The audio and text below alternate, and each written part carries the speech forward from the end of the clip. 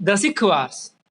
During the days of Banda Bahadur, Punjab was divided into 12 small Sikh kingdoms known as misls.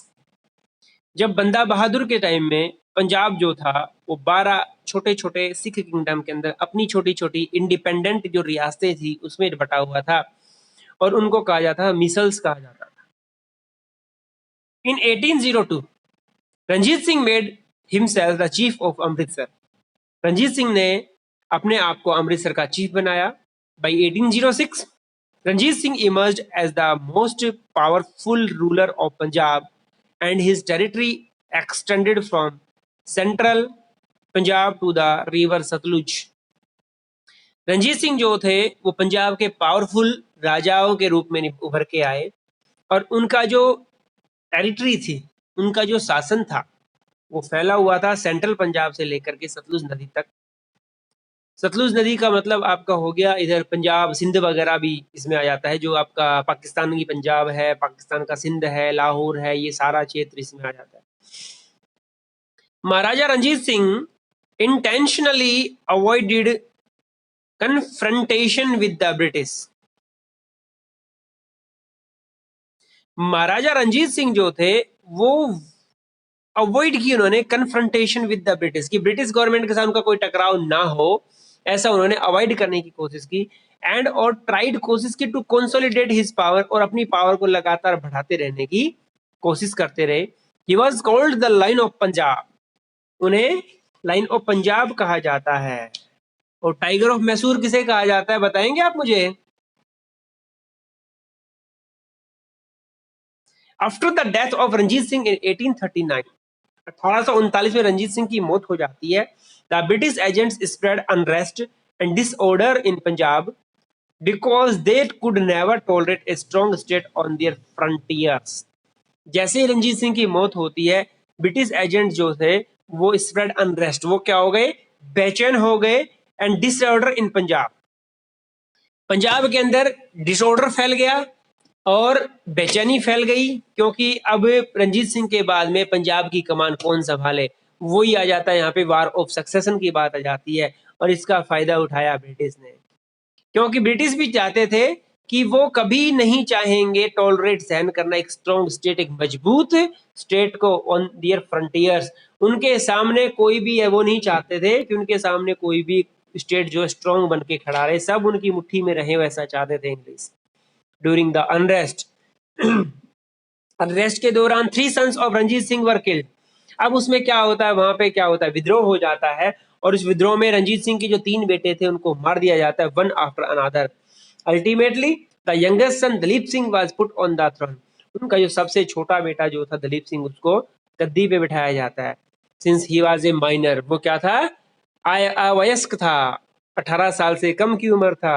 His mother Rani जिंदन became his reagent. अब राजा तो कौन था, महाराजा दलीप सिंह, लेकिन minor होने की वजह से उनकी जो मदर थी मीन्स रंजीत सिंह की पत्नी रानी जिंदन, उन्होंने राजकाज संभाला. The corrupt army generals of Punjab carried on their intrigues against the prince. जो करप्ट आर्मी के जनरल्स थे, आर्मी के अधिकारी थे, उन्होंने क्या कर दिया, प्रिंस के खिलाफ विद्रोह कर दिया.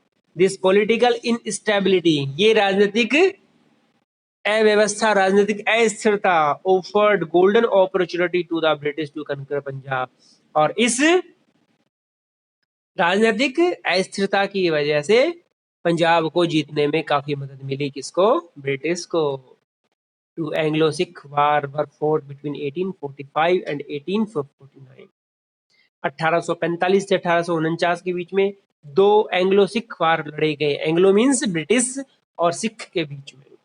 After defeating the Sikh completely, सिखों को पूर्णतः हराने के बाद में governor general Dalhousie annex the whole of Punjab by means of a declaration. उसने क्या किया, डिक्लेरेशन के द्वारा डिक्लेयर कर दिया कि अब पंजाब सारा हमारा है, अगर किसी की हिम्मत है तो हमारे सामने लड़के दिखाए. मतलब डिक्लेयर कर दिया उसने. Raja Duleep Singh was pensioned off and sent to London. Duleep Singh जो था उसको पेंशन दी गई और उसे लंदन भेज दिया गया. ड्यूरिंग दिस टाइम, इस समय के दौरान, the The British also took possession of Kohinoor diamond as a present for Queen Victoria.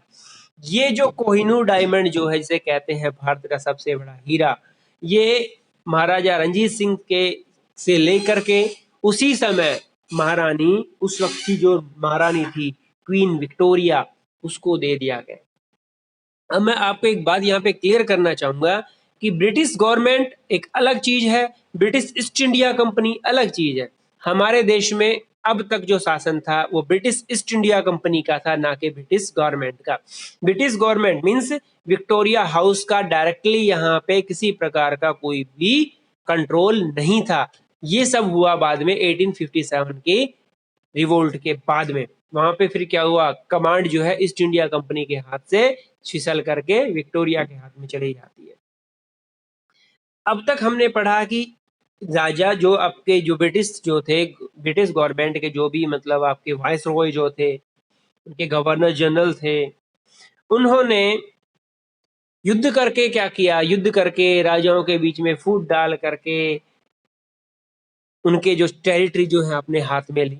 अब इसके अलावा उन्होंने और भी कई तरीके अपनाए, अनेक्सेशंस ऑन वेरियस प्रीटेक्स्ट, कई ऐसी गतिविधियां उन्होंने अपनाई, कई ऐसे तौर तरीके अपनाए जिससे इन्होंने क्या किया, अनेक्सेशन, जीत हासिल की। बिसाइड आउटराइट वार्स, युद्ध के अलावा, the British company annexed a number of territories on various pretexts as well as doctrines. इनको क्या कहा जाता है, नीतियां कहा जाता है। ठीक है, बहुत सी ऐसी नीतियां चलाई उन्होंने जिसके तहत उन्होंने बहुत सारी टेरिटरीज को अपने कब्जे में कर लिया, लीगली और इलीगल। लीगली तो कुछ था ही नहीं, सब इलीगली था। Instead of launching a direct military attack on an unknown Indian territory, British used a variety of political, economical, diplomatic methods to extend their influence. अब ब्रिटिश ने ये देखा कि अगर हम वार करते हैं तो इसमें हमारा भी नुकसान होता है। उसके बाद अब ब्रिटिश ने क्या किया, डायरेक्ट वार करने की बजाय, डायरेक्ट युद्ध करने की बजाय उन्होंने पॉलिटिकली, इकोनॉमिकली और डिप्लोमेटिक मेथड से क्या कर लिया, अपना जो क्षेत्र है, अपना जो टेरिटरी है, उसको एक्सटेंड करने का फैसला किया। वो कौन कौन से प्रीटेक्स्ट थे उसके बारे में हम डिस्कस।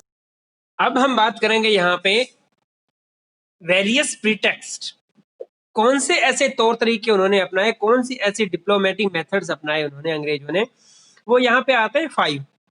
आप फ्लो चार्ट में देख सकते हैं। Taking advantage of war of succession, उन्होंने फायदा उठाया किस चीज का, वार ऑफ सक्सेशन। अब वार ऑफ सक्सेशन क्या होता है, मैंने पहले भी आपको बताया था। जैसे कोई राजा एक्सपायर हो जाता है, उसके एक्सपायर होने के बाद में उसकी गद्दी कौन ले, या तो उनके बेटों के बीच में युद्ध हो जाता है, या बेटे अगर कैपेबल नहीं है तो उनके बेटे, मंत्री, गवर्नर जनरल्स, ये सब होते हैं, उनके बीच में युद्ध हो जाता है। इसका फायदा उठाया किसने, ब्रिटिश ने। ब्रिटिश ने कैसे फायदा उठाया, जैसे किसी एक का साथ दे दिया और युद्ध करके उसको हरा दिया और बन गए। इनवोकिंग ट्रीटी ऑफ फ्रेंडशिप, दोस्ती की हाथ बढ़ा करके, जैसे सिंध को उन्होंने क्या किया था, अपने कब्जे में किया था। पहले उन्होंने ट्रीटी की संधि की और उसके बाद धोखा दे दिया। जैसे कि आपका क्या, मैंने पढ़ाया था ना आपको उसकी क्या नाम था उसका, मीर जाफर ना, सॉरी, हैदर अली के साथ किया था उन्होंने मैसूर वॉर के अंदर। हैदर अली के साथ उन्होंने ट्रीटी की थी कि अगर कोई आउटसाइडर उस पर आक्रमण करेगा तो उसकी मदद करने के लिए आएंगे, लेकिन ऐसा किया नहीं जब हैदर अली पे मराठाओं ने अटैक किया था। तो ऐसी ट्रीटी ऑफ फ्रेंडशिप करके। तीसरा है on the basis of doctrine of lapse, ये इनका सबसे बड़ा तुरुप का इक्का था। सबसे बड़ी इनकी डॉक्ट्राइन थी डॉक्ट्राइन ऑफ लैप्स। इसके द्वारा इन्होंने सतारा, जैतपुर, संबलपुर, उदयपुर, नागपुर और झांसी, इन टेरिटरीज को अपने कब्जे में किया। आगे की ये चीजें क्या है वो आगे बताऊंगा आपको। चौथा है bye means of subsidiary alliance. Subsidiary alliance के अंदर क्या होता है, उसके साथ एक अपना एक समझौता करके, एक पार्टनर बना करके, वो हैदराबाद को किया था उन्होंने, on grounds of miss government. अब इसके अलावा उन्होंने ये भी किया कि भाई यहाँ पे अराजकता फैली हुई है, यहाँ का राजा कैपेबल नहीं है, इसलिए इसको हटा दिया हमने, ये सब भी उसने किया। अब पहला है taking advantage of war of succession.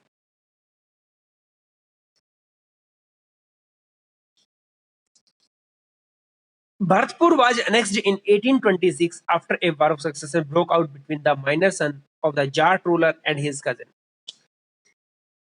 Bharatpur क्या था, वहां पे जाटों का राज्य था। जब 1826 के अंदर जब वहां का जो राजा एक्सपायर हुआ, तो उनका जो बेटा था वो माइनर था और एक उसका कजिन था। उन दोनों के बीच में क्या हो जाता है, युद्ध हो जाता है। और उसका फायदा उठाया किसने? अंग्रेजों ने। Invoking treaty of friendship by a treaty sign in 1809। 1809 में एक ट्रीटी का मतलब होता है संधि, साइन की गई। The English agreed not to let their armies pass through Sindh. अंग्रेजों ने ये इस बात में सहमति जता दी कि हम सिंध में से अपनी आर्मी को नहीं आने देंगे। Lord Ellenborough invoked this treaty to annex Sindh as, क्योंकि he feared a Russian attack on India through Afghanistan. उसने क्या किया, इस संधि को क्या कर दिया, तोड़ दिया। क्यों? सिंध को जीतने के लिए। क्योंकि उसे डर था कि एक रशियन अटैक हो सकता है भारत के ऊपर अफगानिस्तान के थ्रू, सिंध को जीतने के लिए। सिंध पाकिस्तान की बात कर रहा हूं मैं। The rulers of Sindh were taken aback by this dishonesty of English, but the British did not consider any means wrong for extending their dominions. अंग्रेजों ने पहले सिंध के राजा के साथ ट्रीटी की कि हम आपके क्षेत्र में अपनी सेना को नहीं घुसाएंगे, लेकिन उन्होंने ऐसा किया। किस आधार पे किया? कि उन्हें डर था कि कहीं अफगानिस्तान के थ्रू रशियन अटैक ना कर दे और सिंध को अपने कब्जे में ना करें, इसलिए उन्होंने पहले ही अटैक करके उस सिंध को अपने कब्जे में कर लिया। सिंध के जो राजा थे, टेकन अबैक, वो अचंभित रह गए, हक्का बक्का रह गए इस धोखे के कारण से जो अंग्रेजों ने उन्हें दिया था। लेकिन ब्रिटिश को इसी से कोई मतलब नहीं था कि वो कोई उनके बारे में क्या सोचता है, क्योंकि उन्हें तो सिर्फ एक चीज चाहिए थी, अपना राज्य बढ़ाना। कि किस तरीके से वो अपने राज्य को क्या कर सकते हैं, बढ़ा सकते हैं। उसके बाद आती है doctrine of lapse and subsidiary alliances. ये सब हम पढ़ेंगे यस टमैरो। ओके।